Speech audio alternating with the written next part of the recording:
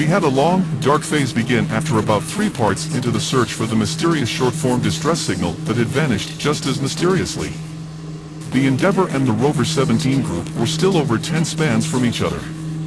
They were making their way up, shouldering the eastern ridge of the Great Rift, while we were making our way down toward them, shouldering the western ridge. Once the dark phase went into full black, the weather inside the rift calmed a bit, expanding our short-form search range. We were still trying to cover a lot, which is why we're hoping the maneuver would come close enough to squeeze the source of the message either away or into the open. We've never had to implement a strategy like this, because most of our searches usually involve people who want to get found.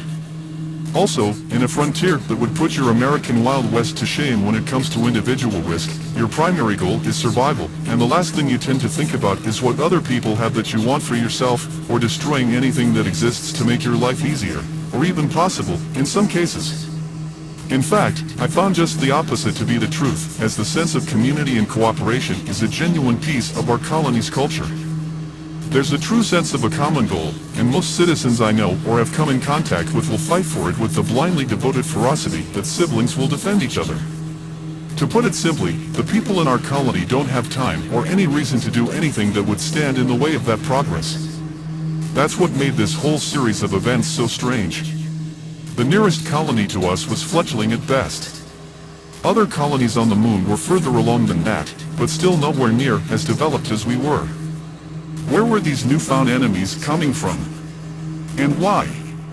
It certainly wasn't a random set of actions, as the initial snaps would indicate, rendering results indicative of people deliberately acting in ways that would hinder a snap, indicating that they knew what they were doing ahead of time, and had put some time and thought into not only what they were planning, but the possible consequences they would be facing if caught. Still, the signal didn't make sense as a possible trap. It was simply too weak of a signal in too remote of a place. So it almost seemed like it had to be illegitimate. But how and why would anyone find themselves up here on their own? It was quite far away, and that would be for any of our colonists. It wouldn't make sense for someone from another colony or settlement to be here. That left the idea that all of this was intentional, which meant that we were being monitored somehow.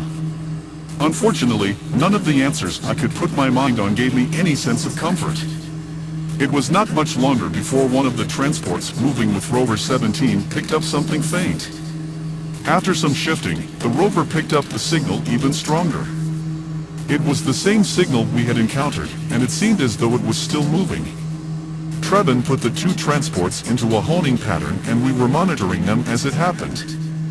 Once they were in place and began twisting in on the location, it was obvious that the source was moving.